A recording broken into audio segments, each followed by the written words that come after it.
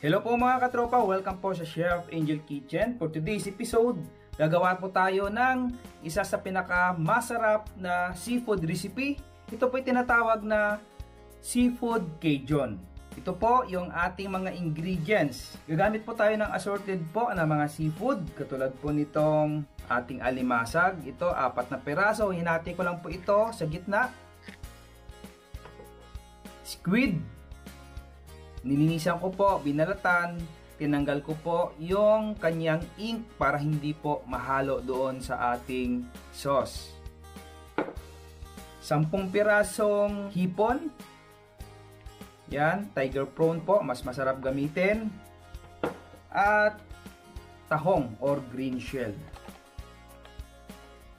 Para naman sa ating mga aromatics, minced garlic. Damo po na mas maraming garlic, mas masarap ang inyong Cajun sauce. Dice po na onion. Thyme.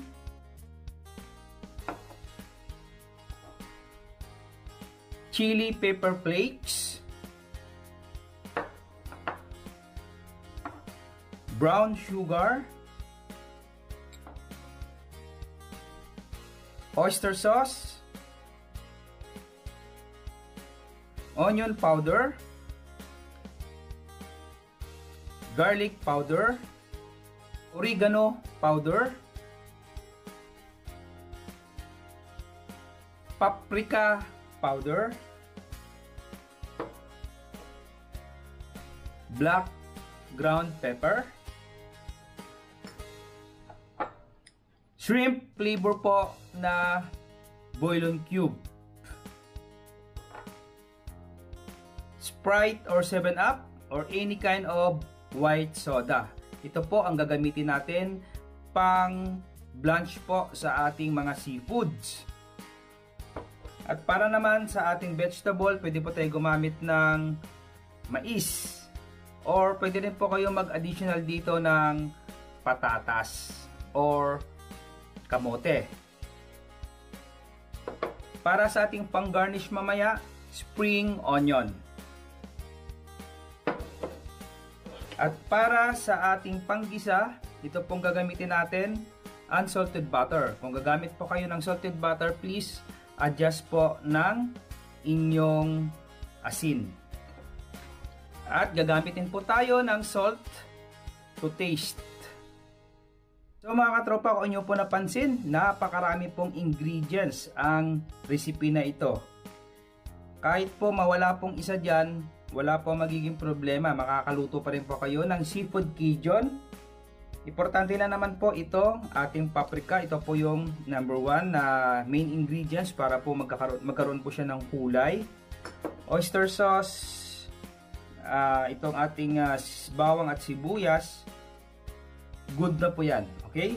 Huwag po kayong magpaka-stress kung meron po kayong mga missing ingredients sa ipinakita ko po sa inyo. So without further ado mga katropa, mag-start na po tayo.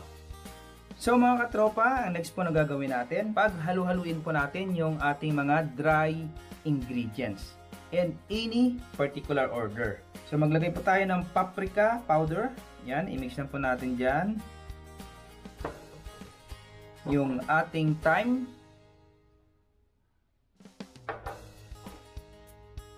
Chili flakes powder,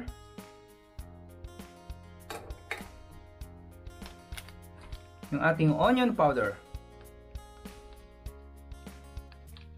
So ito, nabili ko po ito sa grocery store. So siguro yung sukat nito about nasa 2 teaspoon or 3 teaspoon garlic powder. So by the way, ilalagay ko naman po sa description box ang mga ingredients na aking gagamitin dito para may basic po kayo na Cajun sauce. Okay? Black pepper. This is an optional ingredients. Makakuha po kayo nito ng Cajun seasoning sa mga grocery store. So, ang ginawa ko po dito, ito na po yung pinaka-basic po na Cajun sauce. For additional flavor, pwede pa po tayo magdagdag nitong Cajun seasoning. Okay? So maglagay po tayo about siguro nasa 2 teaspoon Yan. Oregano powder. And then, yung ating sugar. Ang sugar natin, alalay lang po muna. Lagay muna tayo ng half because gagamitin po natin is white soda. Baka tumamis po masyado. So, yung iba naman po ay gumagamit po ng tubig sa pagpapakulo ng kanilang seafood or in-steam nila. Okay? Depende po yan sa inyong pamamaraan. Gagamitin ko po dito is white soda para kunting sugar na lang po ang ating ilagay para mag-balance po yung lasa. I-will mix na lang po natin ito mga katropa and then ilalagay na lang natin mamaya during sa ating pagluluto. So mga katropa, first ilalaga po muna natin yung ating mais. Maglagay lang po kayo ng tubig, a pinch of salt, yan, and then lutuin po muna natin itong ating mais. Okay, so madali lang po maluto yan. And then takpan natin. So yung next po na gagawin natin mga katropa, blanch po natin yung ating mga seafood, okay? So ang gagamitin po natin, white soda. Yan. So kung ayaw nyo po gumamit ng white soda, pwede po gamitin nyo po tubig. Yung iba naman po, stem ang ginagawa ng iba. Ini-stem yung lahat ng seafoods, and then gagawa lang po kayo ng inyong Cajun sauce. And then ihalo na po doon. So ito, masarap po ito. Lalo na po sa mga nagbabalak magtayo po ng mga restaurant or magtayo po kayo ng mga karinderya. This is a very good addition po sa inyong mga menu. Okay? After po kumulo na po yung ating white soda, ilagay na po natin yung ating crab. So lutuin po natin ito ng about siguro nasa 8 to 10 minutes. Saglit na naman po maluto itong ating crab. Okay?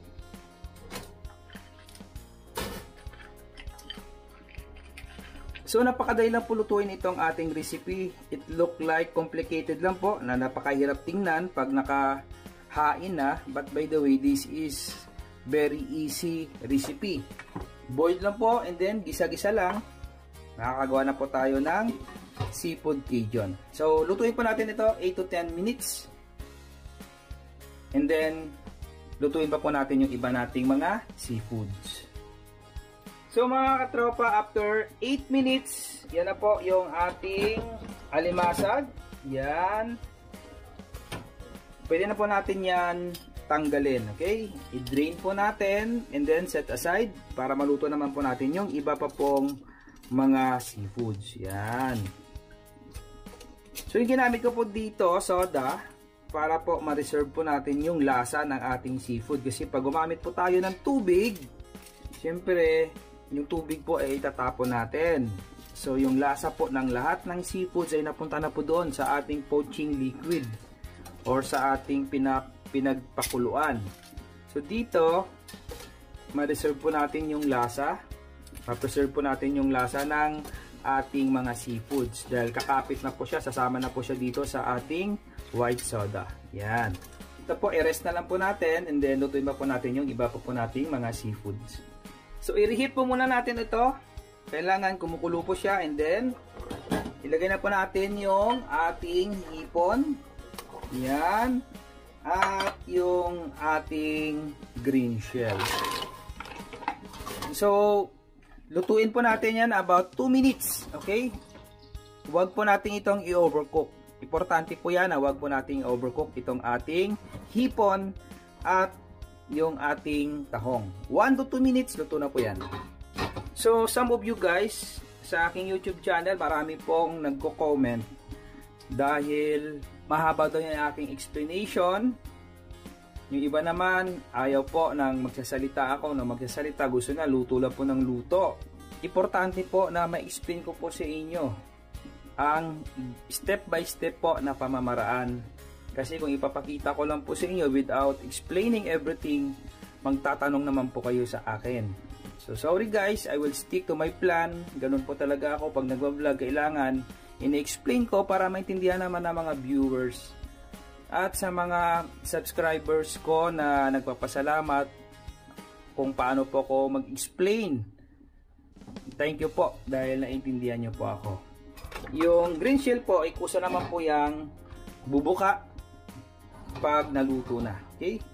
Pag nasubrahan po ng luto itong ating hipon, magdadry po siya na parang papel. So, hindi po maganda ang lasa. So mga katropa, after 2 minutes, tanggalin na po natin yung ating hipon at yung ating green shell. Strainin po natin para mapalamig po natin. Yan. Pwede na po natin ihalo dito sa ating crab. So tingnan nyo po mga katropa yung kulay niya. Ganito po. Hindi siya overcook. Mamoist pa pong loob ng ating hipon. Hindi siya dry. Okay.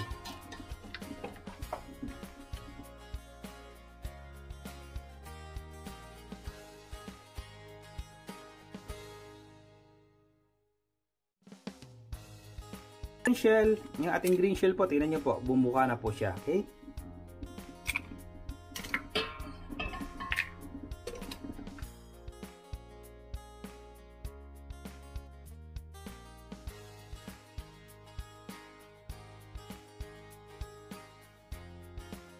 I-rest po natin ito and then isunod na po natin lutuin yung ating pusit.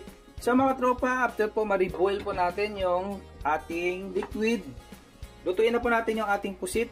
Sa pagluluto po ng pusit mga katropa, ito po, gugulatin lang po natin. Huwag po nating i-overcook, okay? Pag medyo lumubo lang siya ng konti, tanggalin na po kaagad natin, okay? Hulog na po natin dyan. Siguro nasa 10 seconds lang. Mississippi 1, 2, 3, 4, 5, 6, 7, 8, 9, and 10. So yan, patayin na po natin yung ating apoy. Luto na po yan.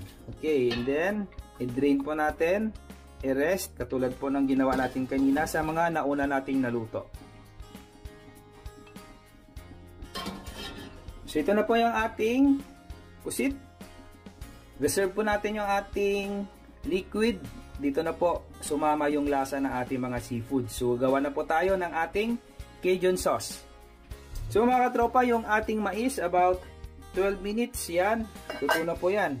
Tanggalin na rin din po natin para ma-rest din po natin. I-drain po natin yan. Lutong-luto na po yung ating mais.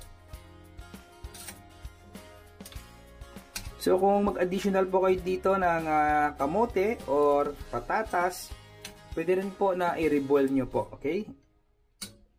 Para before po natin ihalo doon sa ating seafood ay luto na po yung ating mga vegetables.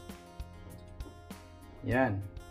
Tropa, sa isang shallow pan kung saan po kayo magluluto, maglagay lang po tayo ng konting mantika. Yan. Gisahin po muna natin yung ating bawang at sibuyas. So naglagay po tayo ng konting mantika para hindi po masunog yung ating butter. Okay? Kasi pag panggisa po natin yung ating butter, sometimes po ay masusunog at papakla. So ilagay po muna natin yung ating sibuyas. And then yung ating bawang. So mga katropa, medyo translucent na po yung ating sibuyas at medyo nag-brown na po ng konti yung ating bawang. Ilagay na po natin yung ating butter. Yan. So damo po na marami po kayong butter na ilalagay, of course mas malinamnam, or pwede rin po kayo maghalo ng margarine, half and half kung medyo mahal yung butter at hindi kaya ng budget nyo. So yung ginamit ko pala dito is unsalted butter. You can use also salted butter, but adjust lang po kayo sa inyong oyster sauce at sa inyong asin. Baka po umalat ang inyong Cajun sauce. Pag natunaw na po yung ating butter at nagisa-gisa na po natin yung ating mga aromatics, pwede na po natin ihalo dito yung ating ginawa na Cajun powder. Okay. Ito na po yung mga aromatics na pinaghalo-halo natin kanina. Ilagay na po natin dyan. Yan. Yung ating oyster sauce, ilagay na rin din po natin.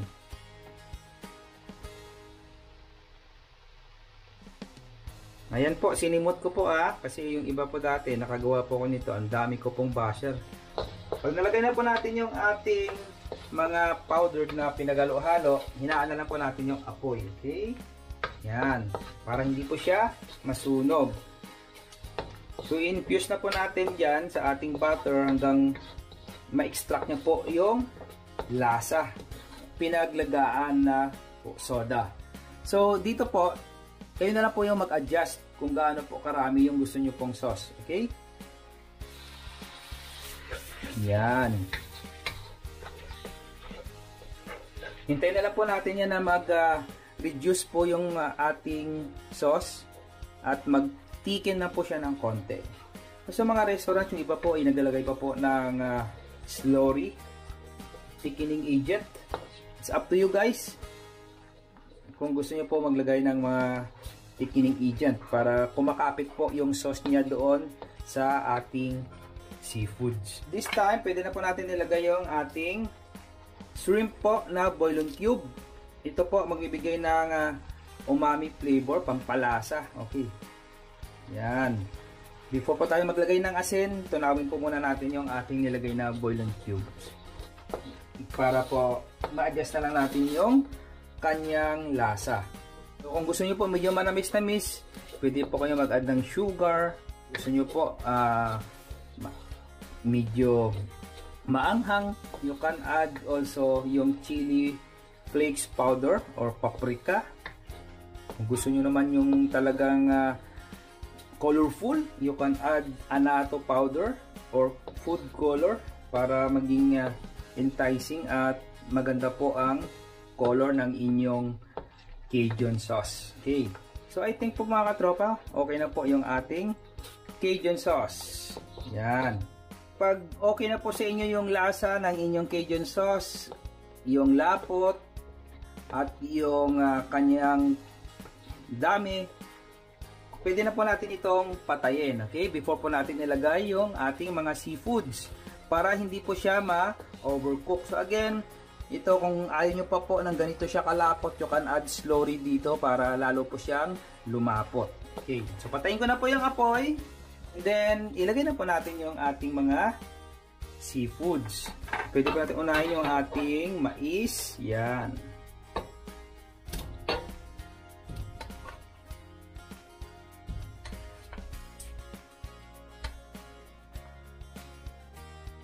Then, isunod po natin yung ating mga lahat po na seafoods. Yan. And then, i-mix na lang po natin. Okay.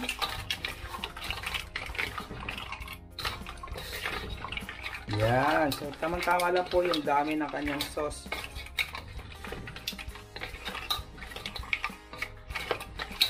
At ilagay na rin po natin yung ating squid. Yan. So, ganoon na po kadali mga katropa. Simpleng recipe lang po.